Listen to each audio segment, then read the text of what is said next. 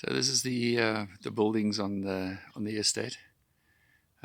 This block over here is used for short-term rentals. I have 2-bedroom suites and a self-catering cottage, 1-bedroom cottage, which I do on Airbnb and Booking.com. Inside here is what we call a braai area or barbecue area undercover. It has some gas facilities and barbecue and washing up facilities. Over here is what I call sunset corner.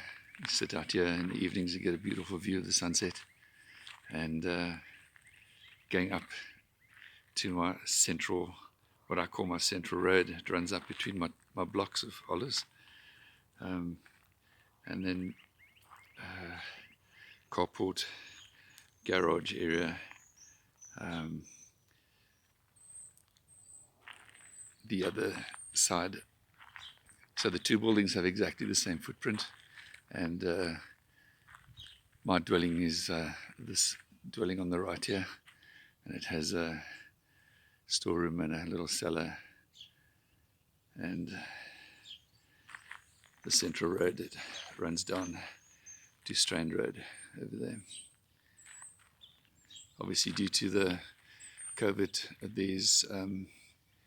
there are no visitors here, apart from my guy that works for me, Delta, who is living here during the lockdown period. Inside here, I'll show you later, is my olive tasting.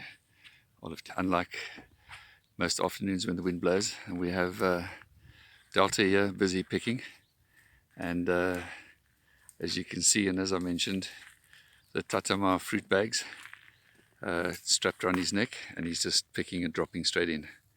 Very, very handy. As I said, we're stripping off by hand all the table olives, and we'll probably come back and repick. We won't be taking off the greens at this stage, so we selectively just picking all the ripes and all the perfects. All those picked by birds and stuff we'll just leave or just drop to the ground.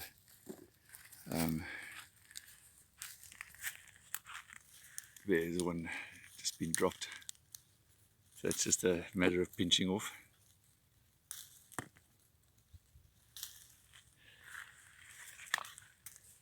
It's a slower process, but it is needed if you want to do high quality table olives.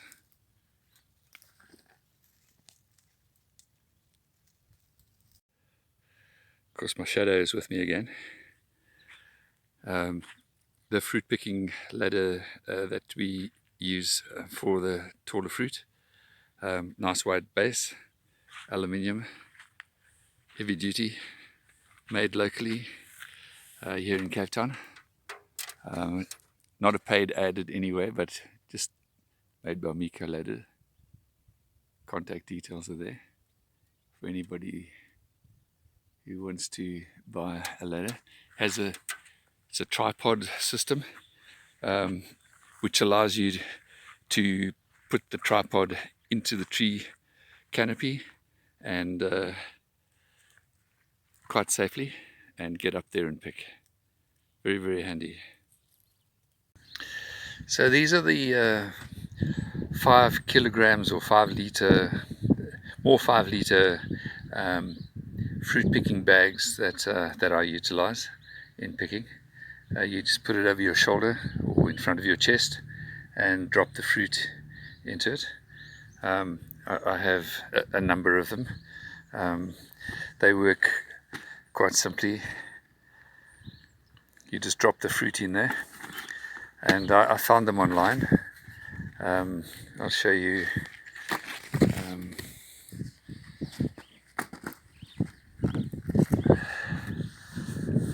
For the South Africans, there's their phone number.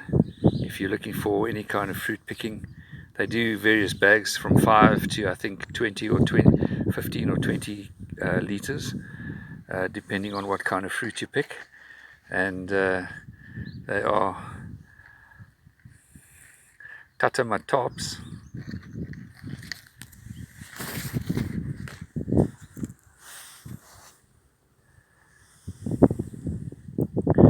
tatamatops.co.za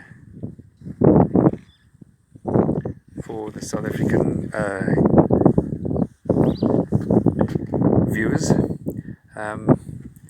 And once you've loaded the bag full of fruit, you just unhook it on both sides like that, and open it, and the fruit just drops out the bottom here.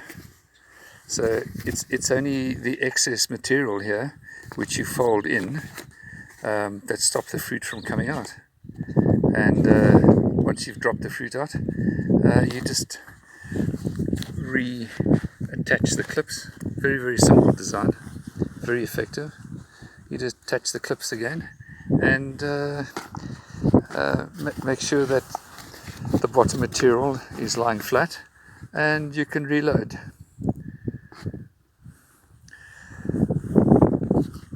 So simply just hung over your shoulder like that.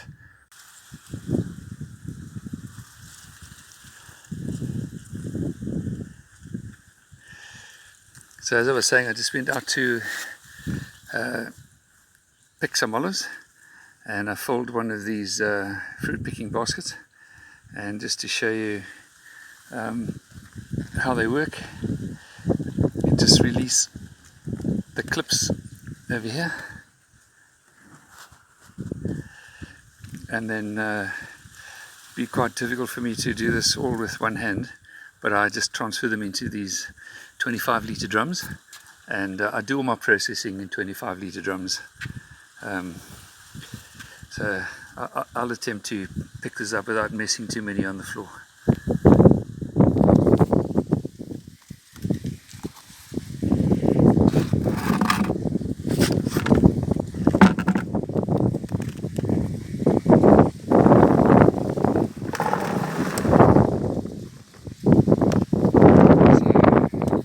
As you saw, by releasing the clips, the fruit just fall out the bottom into the top. These are all manzanillas. They'll all go into water now for washing for the next couple of days, before they go into the next stage of the processing.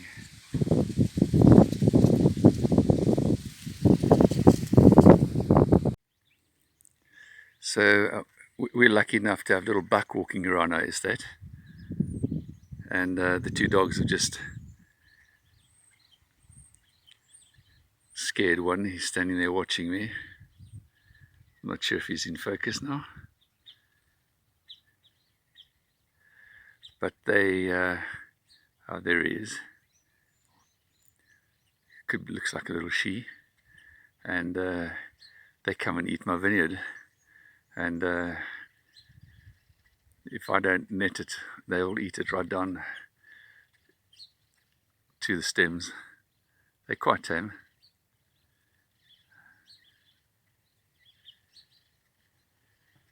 I also have some ostriches, which you can see over there. It's the female and the male. Little Bucky's not really concerned too much about the dogs. Come to eat the vines, seeing that the dogs are right here and right there. But I just stopped them from chasing the buck. As you can see, it's walking quite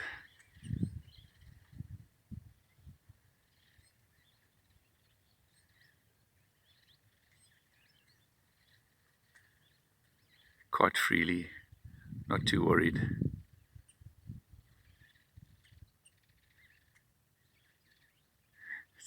It's busy eyeing out my Jack Russell, which is standing right here.